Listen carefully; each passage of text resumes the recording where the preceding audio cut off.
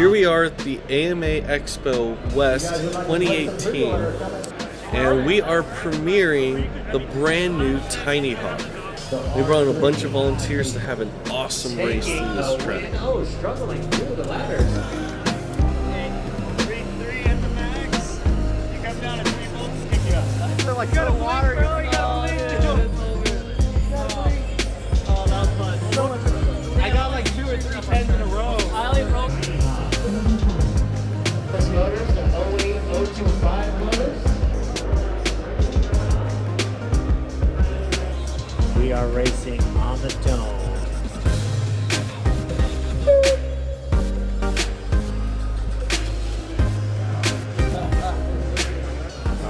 Coming out to AMA West Expo. It's going on until Sunday afternoon, so be sure to stop by, guys.